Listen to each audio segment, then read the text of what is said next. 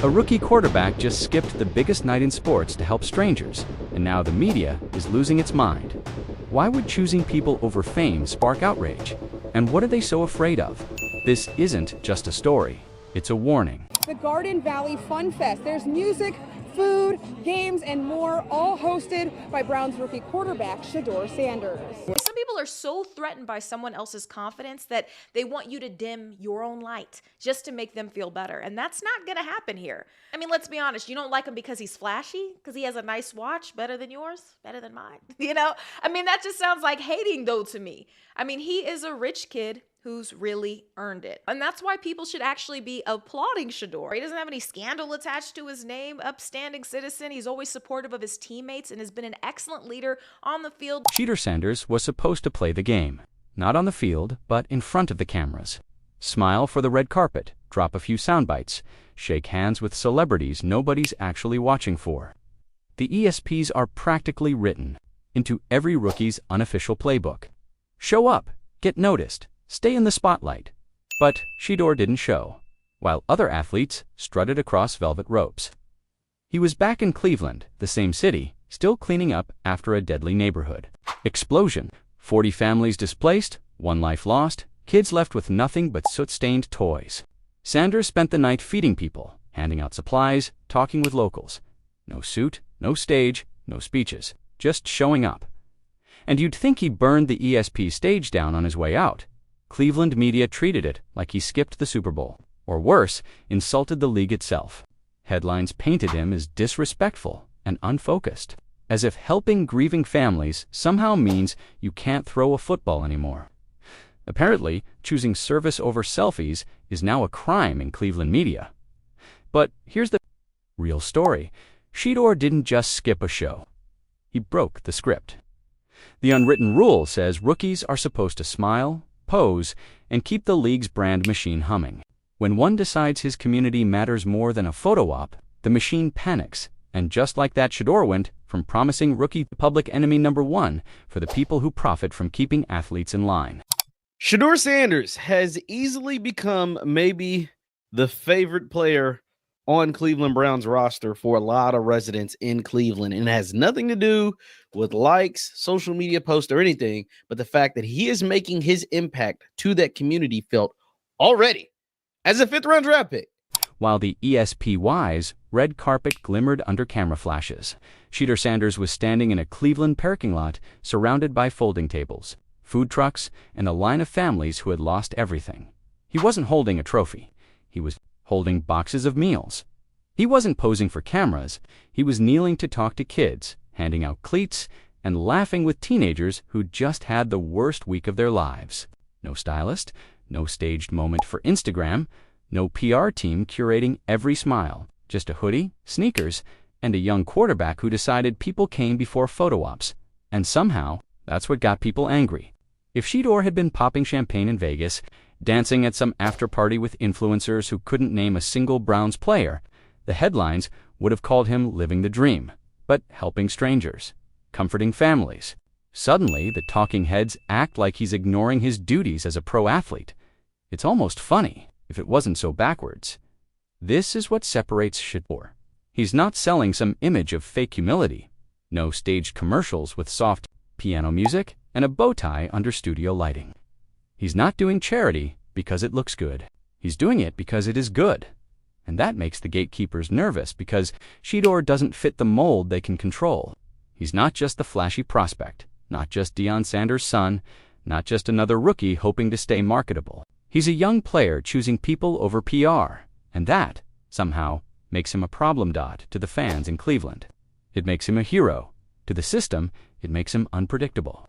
And that's the kind of player they don't know how to package or silence. Yes, that Shedeur Sanders is in the news, but for an amazing reason. As Shedeur Sanders is giving back to the city of Cleveland. So if you don't know, there was a neighborhood in Cleveland that experienced an explosion that led to a big fire. And that left a lot of residents with no longer having homes, right? Like no food, no homes, because of the fire wiped out a lot of their homes, and it impacted this area drastically in Cleveland. And Shedeur Sanders, who was actually out of town when the fire/explosion took place, came back to the city and took care of the people there. The outrage didn't build slowly, it exploded. Within hours, Cleveland talk shows and sports blogs were spinning. Shedeur Sanders' absence from the ESPYs into a full-blown controversy. You'd think he skipped a playoff game, or worse, walked out on the Browns entirely. One headline even asked if he was truly committed to football. Really? Because the guy skipped a trophy show for millionaires to hand out food to families who just lost their homes? Call the FBI. He's clearly unfit to throw a football. But here's what this is really about. It's not commitment. It's not optics. It's control. The NFL machine, and the media orbiting around it, thrives on predictability. Rookies show up where they're told. They smile when the cameras roll. They post the clips their PR teams approve. That's the script. And the second someone like Shedeur steps off that conveyor belt, the panic button gets pushed. This isn't the first time either. Anytime a young star decides purpose matters more than PR, the narrative machine fires up. They start whisper campaigns about attitude issues. They talk about focus and distractions. Translation: he's not playing by our rules, and we don't like it. Shedeur Sanders is the latest target. Not because he's wrong, but because he's dangerous in a way the system hates. He's independent. He's not begging for their spotlight. He's not letting his value be defined by some red carpet appearance or a soundbite for a late-night show, and that's when the bigger game begins. Not the one on the field, but the one off it. Because this isn't just a rookie versus the media, it's the system trying to remind every player watching, stay in line, play the part, or we'll make you pay in headlines. The backlash wasn't just noise, it was a warning shot. There was a real great one about Shedeur Sanders where he goes, hey, everybody says this stuff about Shedeur Sanders is nepotism and he shouldn't have his jersey retired in Colorado, and it's all about his dad. And I don't believe that at all. I mean, he really worked hard to have a 13-12 record and almost win an Alamo Bowl. Pull back the curtain, and this whole firestorm stops being about Shedeur Sanders missing a party. It becomes a blueprint for how the sports machine really works and how threatened it feels. When a player refuses to be one of its moving parts, the truth is, modern sports media doesn't just report on athletes. It manufactures them. It sells their personalities like sneakers. It turns every rookie into a brand before they've even started a single game. And the deal is simple. Stay flashy, stay marketable, and stay predictable. And we'll make you a star. Shedeur Sanders broke that deal. Instead of chasing camera flashes, he chose Cleveland streets. Instead of standing under bright studio lights, he stood in front of families still picking through rubble. No headlines, no stylists, no corporate sponsor holding the mic. Just presence, just purpose. And that's not something the old playbook knows how to package. Because, let's be honest, a young black quarterback who decides that legacy matters more than labels rattles the system more than any interception ever could. The league loves the story of the humble underdog, as long as it's scripted. The moment that humility is real, raw, and unfiltered, suddenly it's bad optics. This isn't about football. This isn't about trophies. This isn't about clout. It's about control. Control over how stories are told. Control over which players get the spotlight and which get smeared. Control over whether leadership is celebrated or questioned, depending on whether it fits the image they're selling. And that's why Shedeur has become more than a quarterback in this moment. He's a symbol of a shift the gatekeepers can't stop. He's showing every young athlete watching that you don't need the red carpet, the PR spin, or the nod from the establishment to lead. He's not just skipping a party. He's rewriting what leadership in the NFL looks like, and every headline twisting his motives is proof. They're scared of what happens if more players follow his lead. When everything transpired, I was out of town, so I was like, the first thing I do when I get back is definitely come to the community.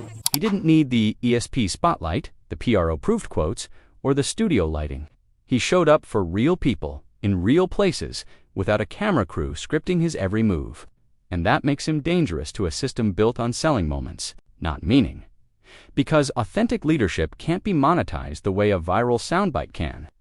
You can't package a hoodie-on-sneakers quarterback feeding families into a glossy campaign and call it marketable. And when someone like Shedeur proves, he doesn't need that machine. It threatens everything the establishment runs on: predictability, control, and profit. That's why they're scrambling. Not because he missed an awards show, but because he showed every other young athlete watching that the old playbook is optional. You don't have to trade authenticity for applause. You don't need to play the mascot for the league to make an impact. And that's the revolution no one in the boardroom wants to admit is happening. So the real question isn't whether Shedeur Sanders belongs on a red carpet. The real question is this: is Shedeur Sanders the disruptor the NFL never saw coming? Or will the old playbook, the one that demands athletes smile on cue, bow to the spotlight, and sell themselves like merchandise, drag him back? Because, make no mistake, this isn't just about one player. It's about what happens when authenticity collides with an industry built on performance. What do you think? Are we seeing a new kind of leadership in the league? Or will the system rewrite this story before it ever has a chance to stick? Let us know in the comments, and if you want more of the truth the headlines won't tell you, hit subscribe.